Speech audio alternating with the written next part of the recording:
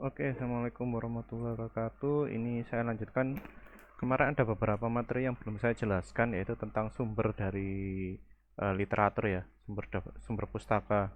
Ada 4 sumber pustaka itu ada yang dari database ya, database Scholarly, kemudian dari Google Scholar yang biasa kita pakai, kemudian ada dari Open Access Journal, kemudian ada yang paten.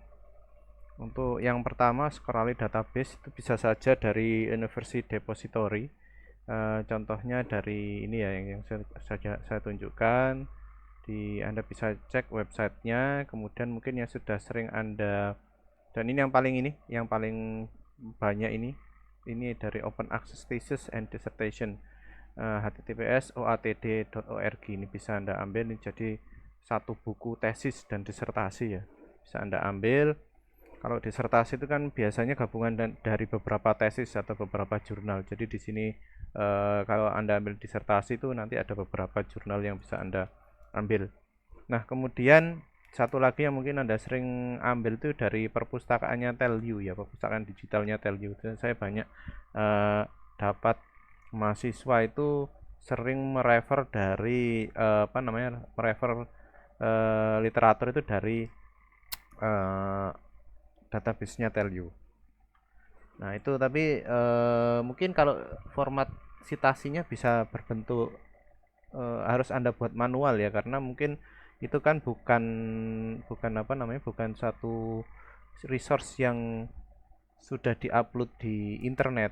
Jadi dia biasanya itu sumber daya yang sumber daya literatur yang tersimpan di perpustakaan internal Tellu. Jadi kalau untuk membuat formatnya, kalau yang saya jelaskan kemarin dengan menggunakan Mendeley itu kan dia otomatis ya, karena dia sudah ada di internet. Tapi kalau yang di depository Tellu itu tampaknya kalau dia tidak tersambung ya berarti dia tidak bisa muncul format yang untuk di refer yang secara otomatis. Jadi mungkin Anda cek dulu, kalau dia sudah bagus format citasinya maka Anda bisa gunakan. Tapi kalau enggak ya berarti Anda harus citasi secara manual. Oke, kemudian nah ini contohnya database-database ini banyak, ada yang dari IEEE ya. IEEE ada ada eh, ada alamatnya di sini. Anda bisa cari, Anda bisa coba sendiri ketik, kemudian Anda langsung menuju ke sana. Nah, ini ada IEEE Explore, kemudian Anda lihat di sini ada Scopus ya. Jadi Scopus itu sebenarnya nyambung sama Scimago ya. Jadi web itu kalau di apa namanya? di eh istilahnya itu di apa ya? Di standarisasi ya juga menggunakan Scopus. Jadi Scopus itu nyambung Skimago. Nah, Skimago ini yang memberikan jurnal rank. Dia berada di kalau di indeksasinya, oh ya, lembaga indeksasinya itu ada Scopus atau IEEE. Jadi kalau sudah terindeksasi di IEEE atau di Scopus, dia sudah pasti ya sudah pasti kualitasnya itu eh, bagus ya, lumayan bagus. Karena kenapa saya bilang lumayan bagus, karena ini rata-rata, ada juga yang kurang bagus seperti contohnya itu kalau di IEEE itu eh, dari conference itu juga banyak yang belum bisa dijadikan acuan ya. Kalau jurnal itu pasti sudah bagus, tapi kalau ada conference itu yang diseminarkan ya. Jadi paper-paper hasil seminar-seminar. Jadi dia biasanya kalau jurnal itu punya beberapa bahasa. Nah, itu awalan penelitian itu biasanya untuk cepet-cepetan, untuk membuat satu peneliti itu eh, mentek mentek topik penelitian itu, saya ingin meneliti di sini, maka dia akan cepat-cepat mengumumkan ke halayak ramai. Itu caranya dengan ke conference ya. Jadi papernya makanya tidak terlalu tidak terlalu lengkap, tapi kalau jurnal sudah pasti lengkap. Nah, itu kalau conference makanya dia proses reviewnya tidak seperti yang seperti ini. Nah, Proses reviewnya tidak seperti ini. Kalau di apa namanya, di reviewnya untuk yang proses di conference itu tidak seketat yang ini ya. Jadi peer reviewnya ini tidak apa namanya, dia sebenarnya hanya satu round saja. Satu round ini dia cukup melihat apakah dia masuk ke bahasan dan kaidah penulisannya sudah bagus, kaidah citasinya sudah bagus, maka dia akan langsung diterima. Jadi revisinya itu biasa revisi minor. Tapi kalau sudah jurnal itu lebih sadis proses reviewnya. Jadi kalau Anda sering lihat conference of itu paper ada tulisannya conference, itu berarti paper conference, dan itu biasanya bagian dari jurnal besar. Jadi conference itu biasanya ditulis oleh suatu peneliti untuk mengumumkan bahwa dia seolah-olah mengumumkan kalau dia itu masuk ke satu topik penelitian tertentu. Nah, kalau nanti sudah jadi lengkap dari awal sampai akhir baru dia dijadikan jurnal. Jadi itu bedanya ya. Bedanya paper conference dan paper jurnal. Kemudian di sini ada lagi EBSCO ya. Di sini ada juga banyak database. Nah, ini yang sering dipakai juga untuk sains dan computing. Kemudian orang-orang kalau di kita itu mungkin telekomunikasi lebih fokus ke IEEE dan Scopus, kemudian ada Elsevier ya. Kita di tiga ini paling sering. Kalau yang mungkin menggunakan apa namanya, menggunakan anak-anak IF itu yang lebih ke computer science itu banyak di EBSCO dan di ProQuest ya. Tapi tidak apa namanya ya, tidak menutup kemungkinan ada topik-topik penelitian itu yang ada di ProQuest ya. Karena zaman sekarang kan deep learning atau neural network itu kan, AI itu kan sudah masuk ke semua bidang. Jadi mungkin bisa diambil metodenya ya untuk dimasukkan ke topik penelitian Anda. Nah, kemudian literatur source-nya yang kedua adalah paten. Nah, paten ini yang secara detail ya. Jadi nanti akan detail Anda bisa masuk ke Google Patents ya, banyak sekali. Di situ juga Anda mungkin bisa lihat paten tentang 5G, 4G. Nah, itu kalau paten ini bedanya, kalau orang melihat paten itu nanti dia itu kalau apa namanya, kalau jurnal atau paper conference itu gunanya itu nanti untuk ditiru. Nah, kalau untuk paten ini justru kebalikannya. Jadi untuk menghindari agar kita tidak meniru paten, soalnya paten ini tuh sudah jadi haknya seorang peneliti ya, jadi ranahnya ranah komersial. Jadi kalau sudah dipatenkan maka Anda tidak bisa apa namanya, menggunakan teknologi itu. Jadi kita tidak bisa meniru plug, kita harus punya pembedanya. Nah, ini. Jadi paten ini justru digunakan untuk wanti-wanti biar kita tidak meniru paten ini ya. Kemudian yang kedua adalah open access journal. Nah, kalau open access journal seperti di IEEE, Elsevier atau di ProQuest atau di EBSCO itu sebenarnya juga ada yang open access journal. Open access journal itu seperti apa? Jadi kalau seperti Anda lihat di sini, ini kan ada proses ya. Nah, proses ini kan sebenarnya melibatkan banyak orang. Nah, namanya orang kalau disuruh kerja, disuruh meriksa sesuatu pasti kan harus apa namanya, ada biayanya. Nah, kalau kita menggunakan eh, kalau kita menggunakan yang jurnal biasa yang bukan open access, nah kita harus membeli ya, harus membeli jurnal-jurnal tersebut. Makanya kalau Anda masuk ke IEEE atau masuk Elsevier itu jurnalnya Anda harus bayar. Kecuali kampus Anda langganan, nah itu Anda bisa gratis. Ya, kalau kalau mungkin di ITELU itu kan atau di ITS sudah ada, kalau di ITTP kan mungkin belum ya. Atau mungkin kampus lain sudah ada. Nah, itu Anda harus bayar intinya.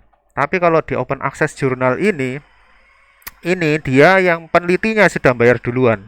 Ya, penelitiannya sudah bayar duluan. Jadi kita itu tinggal ambil. Jadi kalau sudah, contohnya di sini di sebelah kanan itu ada tulisan open access. Nah, itu Anda bisa langsung download. Anda tidak perlu bayar. Ya, jadi kalau dia tidak open access maka Anda harus bayar. Nah, itu jurnal-jurnal itu biasa kena untuk apa open access ini? Ini satu untuk mempercepat proses karena dia biayanya jauh lebih mahal ya.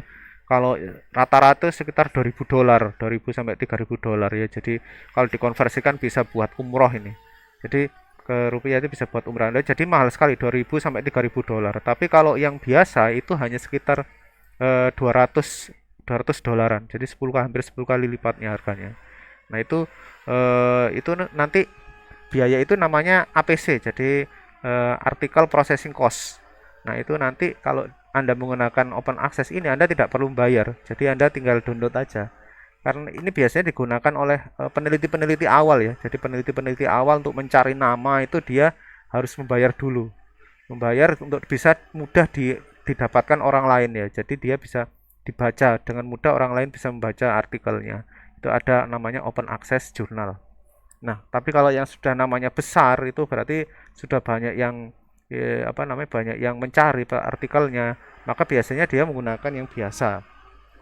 Dan itu kualitasnya tinggi karena yang bayar itu sudah pasti, maaf, yang tidak bayar itu, yang maksudnya yang bayar tapi biaya kecil itu, yang jurnal biasa, dia ekspertisnya tinggi, sudah banyak yang nyari dan yakin. Dan justru apa namanya, jurnal-jurnal itu mau menerbitkan karyanya karena kualitasnya tinggi, sehingga tidak khawatir kalau nanti ada orang yang berminat dengan penelitiannya karena pasti dicari. Tapi kalau yang OA ini untuk eh, memudahkan orang apa namanya, mendapatkan artikel yang dari penulis-penulis baru yang belum belum belum apa namanya, belum punya nama. Nah, biasanya mahasiswa-mahasiswa yang S1, S2, S3 itu biasanya masuk yang OA ya kalau masih belum belum berpengalaman. Tapi kalau sudah berpengalaman menulis biasanya kualitasnya sudah baik, dia berani apply ke yang jurnal biasa. Nah, jurnal biasa itu nanti akan di apa namanya, akan melalui proses review yang seperti tadi. Nah, ini review itu. Jadi intinya OA ini lebih bisa bisa apa namanya, bisa Anda ambil langsung jurnalnya. Anda tidak perlu bayar, gratis. Tapi kalau yang karena sudah dibayari sama penulisnya, tapi kalau yang jurnal biasa itu penulisnya harus bayar. Eh, jurnal biasa justru, maaf, jurnal biasa justru yang berminat itu yang harus bayar. Tapi kalau yang OA ini yang dibayar penulisnya, jadi gratis. Nah, ini ada dua versi, hati-hati ya. Ada yang ada eh, ada dua versi. Jadi ada yang CCBY 40, CCBY CND 40. Jadi yang ini itu tidak boleh digunakan untuk tujuan komersial ya. Jadi tidak boleh digunakan di Anda dari penelitian tersebut terus Anda gunakan untuk membuat produk sesuatu kemudian Anda jual, itu tidak boleh. Jadi yang karena sudah gratis itu OA-nya ini tidak boleh digunakan untuk tujuan komersial. Jadi dengan OA, research paper or distributed online free of charge to reader ya. Jadi kalau yang ini ada charge-nya. Kalau yang jurnal-jurnal itu yang tidak open access, yang masih kekunci. Kemudian, nah ini ada tugas ya. Ada tugas, ya tugas Anda itu mencari tiga paper paper apa saja, bisa dari jurnal atau conference terserah, tapi saya sarankan jurnal, kalau jurnal itu komplit ya. Minimal 3 maksimal 5. Kenapa saya berikan 5 maksimal 5? Karena kalau takutnya kalau terlalu banyak juga akan tidak maksimal Anda melakukan reviewnya ya, karena ini sifatnya masih latihan. Tapi ini tergantung ya, Anda mau menseriusi 3 paper ini langsung untuk jadikan proposal Anda atau tidak, terserah. Yang pasti tugasnya adalah 3 judul, kemudian judulnya sesuai minat, kemudian Anda harus mencari jurnalnya, minimal itu Q2 ya, kalau internasional, atau Sinta 2 nasional, kalau yang nasional. Nah, itu nanti Anda buat tabel. Saya ingin tidak hanya ingin melihat hasil akhirnya. Hasil akhirnya sebenarnya saya suruh Anda bikin paragraf ya. Satu paragraf ya jadi literatur review. Nah, itu nanti.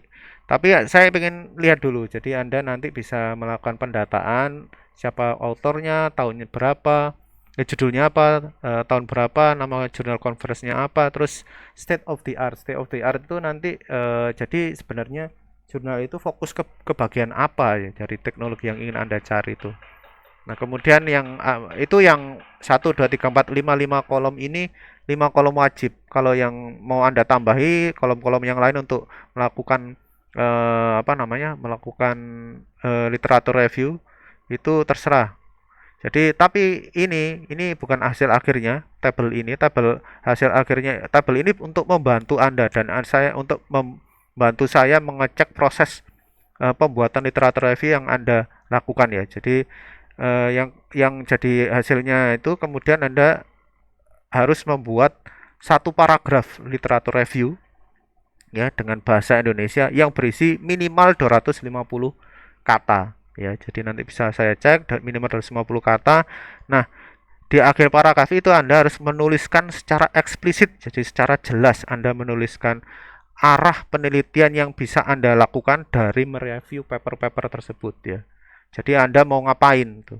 Jadi makanya Anda harus berusaha mencari tujuan, kemudian Anda cari paper-paper yang menuju ke arah situ sehingga nanti kalau Anda punya tujuan itu nanti hasilnya ini ya arah arah penelitian Anda yang akan Anda lakukan. Jadi Anda harus bisa menarik seperti yang saya bilang kemarin, Anda harus bisa melakukan sintesis, Anda bisa melakukan disparsi ya, Anda melakukan bisa membandingkan, bisa mengkritisi, bisa menilai, terus setelah dari situ Anda gabung-gabungkan atau Anda bisa pilah-pilah, kemudian Anda simpulkan, kemudian Anda komen. Nah, ini komennya ini yang Anda buat literatur review ini ya. Kemudian Anda bisa melakukan klaim, bukan klaim ya, Anda melakukan seperti pengumuman, Anda state bahwa saya ingin meneliti hal ini, hasil dari melakukan literatur review yang sudah saya lakukan dari beberapa paper akademik ya. Oke ya, saya rasa itu saja. Terima kasih atas perhatiannya. Ini tugasnya. Sekian tambahan kuliah kemarin. Saya ucapkan terima kasih. Assalamualaikum warahmatullahi wabarakatuh.